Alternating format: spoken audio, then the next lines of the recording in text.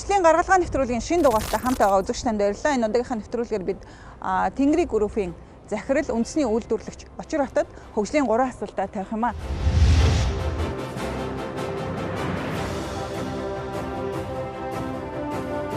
Монгол улс хөгжиж гин улс орны хөгжлийн талаар бас та өөрөө ямар үзэл бодолтой явдаг вэ? Монгол улс хөгжиж гинэг бол хөгжиж байгаа. Яг хөгжлийг бол нэг 3 хэсэгт авч үзэх юм шаардлагатай болчихдог сорилттой. Нэг нь бол юу гэхээр бид нар социализм үед ямар яг байсан. 90 оноос өмнөх үед 90 оноос хойш өнөөдөр хүртэл 30 жил ер нь яаж явсан. Тэгээд дараагийн 30 жил бид нар яаж хөгжих ёстой гэсэн. Үнэн 3 байдлаас харах ёстой. За 90 оноос 2020 он хүртэлх энэ хугацаанд 30 жилд бол нөгөө бид нар чөлөөт эдийн засаг руу буцаж шилжсэн. Чөлөөт эдийн засаг гэдэг бол яа гэхээр ерөөсөө л чөлөөтэйгээр шударгаар өрсөлдөх ёстой. Тэмээ өрсөлдөөн зах зээл рүү орсон. За мэдээж алдаа оноотой юм зөндөө байгаа. Ямар ч байсан бол социализм үед бол манай улс бол нийтээрээ нэг 22 сая малтай. Тэгээд улсын нийт одоо ингээд төс нь бол нэг 500 мянган доллар дээр л яригддаг байсан. За 90 оноос хойш 30 жилд бол ямар ч хэсэн өнөөдөр нэг 75 орчим сая малтай болчлоо. Мөн дээрээс нь манай улсын нийт эдийн засаг өөрөө нэг 12 орчим тэрбум доллар болсон байна. За тэглээгээд Монголын ард түмэн сайхан амьдарч чадсан уу, хөгжиж чадсан уу бол бас үгүй.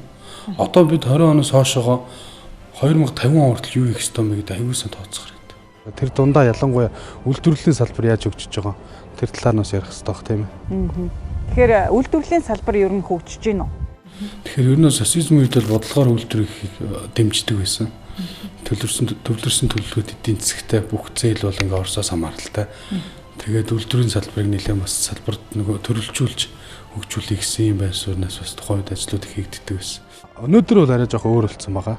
Зөв би бол яг өөрөө хувь хүн бол үйлдвэрлэгч хүн.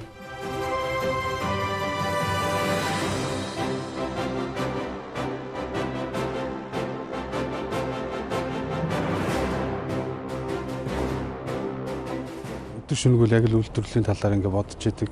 Дэлхийн зах зээл, дотоодын зах зээл, ялангуяа дотоодын зах зээл, өргөн иргэлийн бараа бүтээгдэхүүнийг дотооддоо үйлдвэрлээд тэгээ ард түмэндээ энэ хэрэгцээ шаардлагыг хангаад энэний төр бодлогоор дотооддоо хийж чадж байгаа юмыг бол бодлогоор энэ татвар дээр зохицуулт хийж явах хэрэгтэй.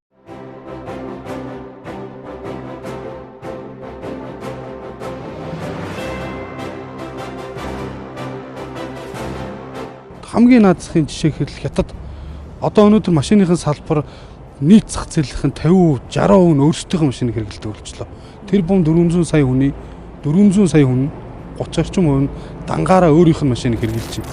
За дам үзэх юм бол нэг 60 орчим хувь ингээд зөвхөн өөрсдийнхөө бараа бүтээгдэхүүнийг хэрэглэж шүү дээ. Тэгээд төрн бодлогоор гаднаас та Mercedes Benz унах гэж байгаа, BMW унах гэж байгаа, юу гэдэг нь Toyota унах гэж байвал татврыг 300% нэмсэн. Окей, та мөнгөтэй үйж болно. Илүү тансаг хэрэглээ хэрэглэж болно. Тэгвэл та дотроод бол үгүй бол та дотоодын зах зээлд дэмжиж. Яг тэрнтэй адилхан би Монголд бол дотоодын зах зээлийг асар урт хугацаанд дэмжээд тэгээ энийг хамгаалсан бодлогууд хийгээд дотоодын зах зээлийн хэрэгцээ шаардлагыг хангах юм бол тэр бараа бүтээгдэхүүнээ дэлхийн зах зээл рүү гаргая л гэж. Энээс өөр бидэрт хөгжлийн ямар сорилтгүй болчиход байна. Мэдээж хөгжлийг бол олон талаас нь хүмүүс ярьж байгаа. Ялангуяа өнийн хөгжлийн асуудлыг ярьж байна. Үйлдвэрлэлийн салбарын инновац, техник, технологийн асуудлуудыг бас ярьж байна. Зүгээр чөлөөт эдийн засаг руу шилжснээс хойш бид нар жоох нэг юм бэлэнчлэх сэтгэлгээл бас давхар орсон гэж хувьдаа харж байгаа. Тэгэхээр магадгүй энэ 90 оноос 2020 он хүртэл энэ 30 жилд бол жоохон бодлогын хувьд бол алдаа гарсан. Тэгэхээр бид нар нэгэн төгжил ярьж байгаа юм чинь өнгөрсөн өнөөдөр 20 оноос хойш 50 онд хүртэл үйлдвэрлэлийг яаж хөгжүүлэх юм бэ гэдэг үндсэн бодлогоос өөрөө авч явахгүй болохоо болчиход байгаа. Одоо бид нар нөгөө мал аж ахуйн салбараа яаж хөгжүүлэх ёстой юм? Газар тариалангийн салбараа яаж хөгжүүлэх ёстой юм? Уул уурхайн салбараа яаж хөгжүүлэх ёстой юм?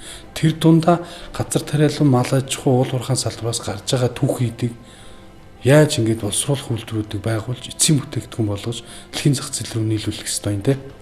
Энэ талаас нь л хөгжлөө 20 оноос 50 он хүртэл 30 жилийн хөгжлөг үл гэж харж байна. Одоо дэлхийн эдийн засаг юугаар явж байгаа нөхөр бүгд ерөөсөө л үйлдвэрлэлийн том салбаруудаараа л явж байгаа. Дотооддоо бид нар нэмүртэг шингээсэн бараа бүтээгдэхүүн үйлдвэрлэж гадны зах зээл рүү гарах, тэгжээс нөгөө валютын урсгалыг наашаа оруулж ирэх, тэгснээрээ инфляц буурах тийм банк санхүүдсэн чинь асар том хэмжээний нөлөөлөл ороод ирж байгаа байхгүй. Бид нар яг өнөөдөр доллароос хараад амьдарч байгаа. Доллароос хараад байна гэж инфляц өсгöd байгаа. Инфляц өсөд байна гэдэг чинь яг бидний нөгөө авдаг байсан цалин чинь л багасаад байна гэсэн үг шүү дээ.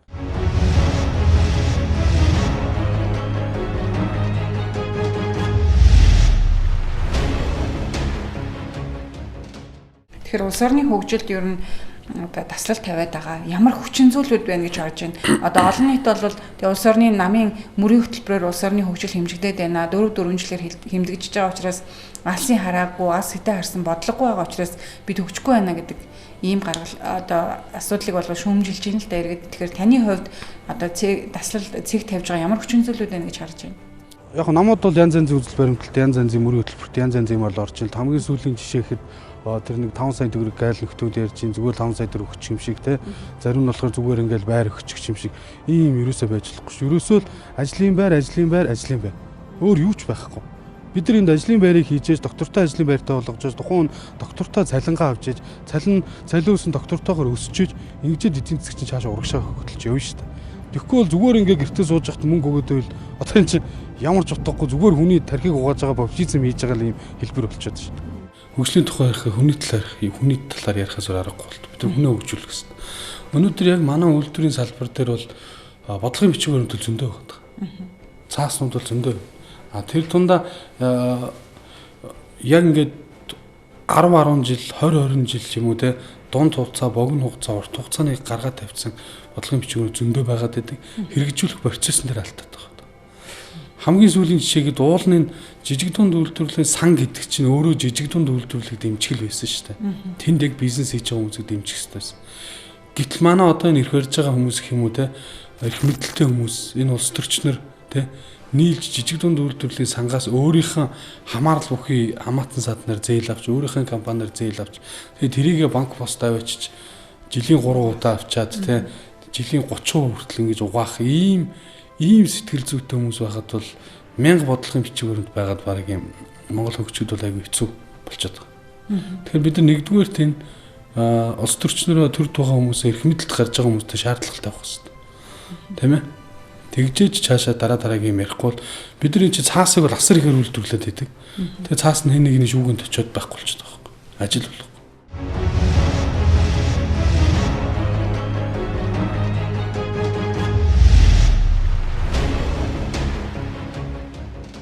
Улс орныг хөгжүүлэх маш хурдтай богино хугацаанд хөгжүүлэх танд ямар гаргалгаа байна? Миний харж байгаагаар бол хөгжлийн гаргалгаа гэдэг бол ерөөсөө хамгийн гол нь боловсруулах үйлдэл.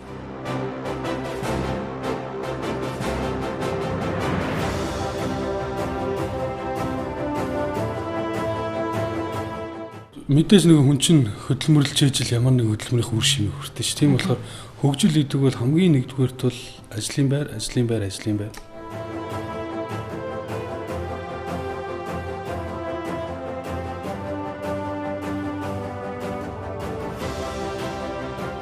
Ажлын байр гэдэг чинь юу гэвэл ямар нэгэн баялаг бүтээх үйлдвэрлэл юм уу, ямар нэгэн үйлчлэгээ худалдаа юм уу, ямар нэгэн газар тариалал, ямар нэгэн мал аж ахуйн салбараа бид нар ажилуулах хэрэгтэй. Тэр болгоноос дэлхийд гарах 1 2 3 4 ширхэг брендийг л монголчуудаараа нийлээд бүтээгээд дэлхийн зах зээл рүү гаргах хэрэгтэй.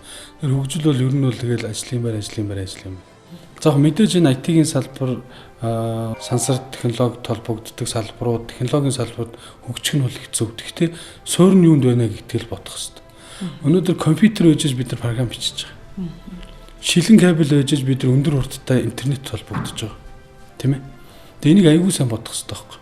Тэгэхээр үндсэн хөгжүүлэлт тэдний хийгээд байгаа суурь нь юу юм гэхээр нөгөө Монголд байгаа гайхамшигтай нөгөө зис, төмөр, цайр, вольфрам одоо юу гэдэг те бидний энэ газар доор байгаа энэ асар их хэмжээний түүхийд. Энэ түүхийдийг бид яг өнөөдөр ингээд түүхийд хэрчээгээр нь дэлхийн зах зээл рүү нийлүүлээд байгаа ч л өөрөө Монгол улс хөгжүүлэхгүй байна.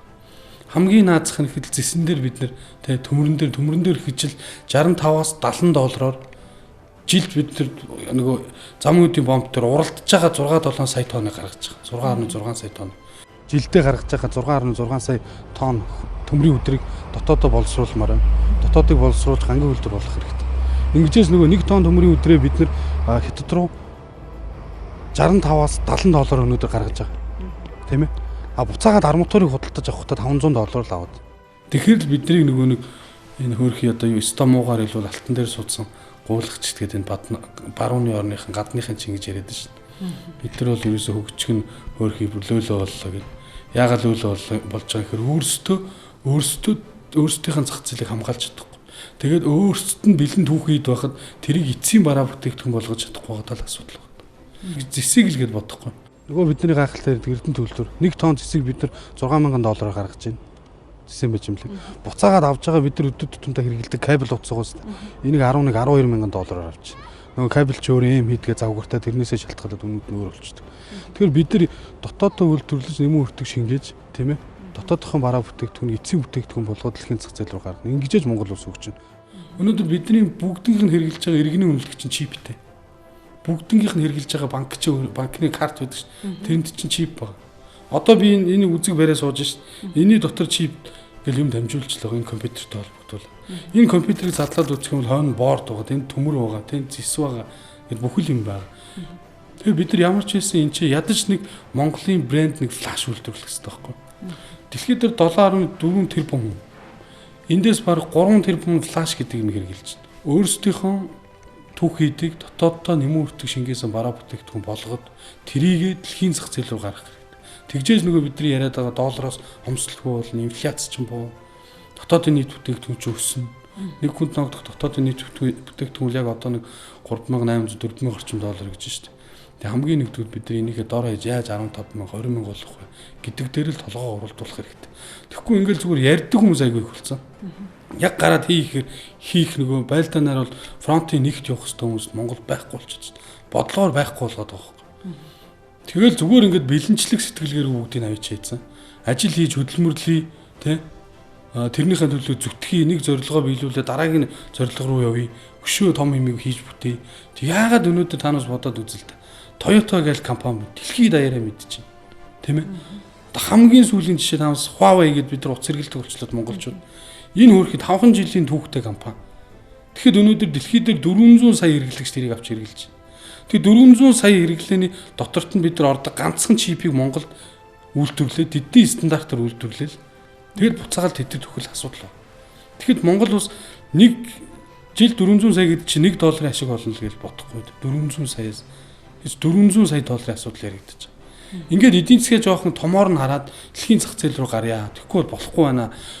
Японы Honda гэдэг компани 3.3 сая ажилчинтай хамгийн доотлих нь ажлынхын цалин $3,000.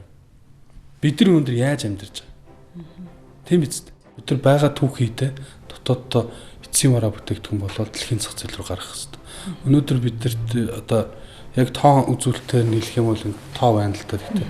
За Монгол улс яг өнөөдрийн байдлаар гэх юм бол одоо нэг 50 сая орчим тонн зэсийн нөөц. 50 сая тонн. Нүүрс гэх юм бол 37 тэрбум тонн. Нүүрсээр гол нь юу гэдэг? Бор нүүрсээр эний чинь түрүүн бид нар захилгаан дамжуулалт кабелийг нэрлээ шүү дээ.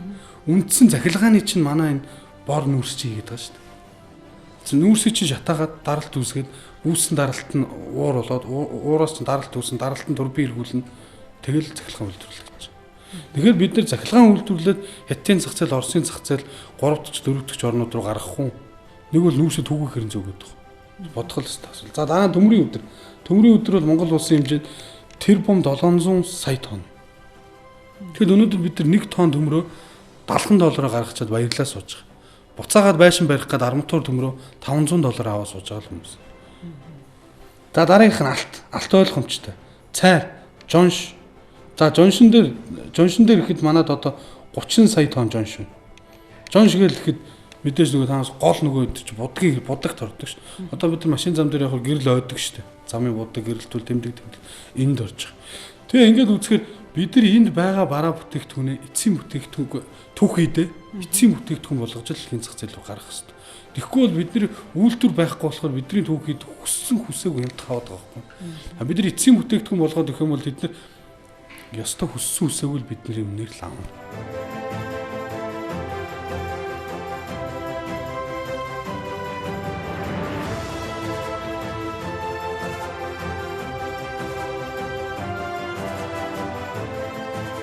Бидэрт ганцхан чин сэтгэл энийг хий гэсэн хүсэл эрмэлзэл дутаад байгаа юм. Хөгжил гэ зүгээр юм яриад хэрэггүй. Одоо яг бодит ямар нэг юм хэмээр байгаа байхгүй. Тэгээд тэрийг дэлхийн зах зээл рүү гаргах. За баярлалаа. Хөгжлийн гаргалгааны нэвтрүүлэгт анхаарлаа хандуулсан үзэгчдэнд баярлалаа. Манай нэвтрүүлэгт оролцогч үндэсний үйлдвэрлэгч Тэнгэрийн гүрвийн захирал Очролтын хэлснээр Монгол улсын хөгжлийн гаргалгаа бол боловсруулах үйлдвэр юм а гэдгийг хэлээд нэвтрүүлгээ өндөрлж байна. Дараагийн дугаар хүртэл баяртай.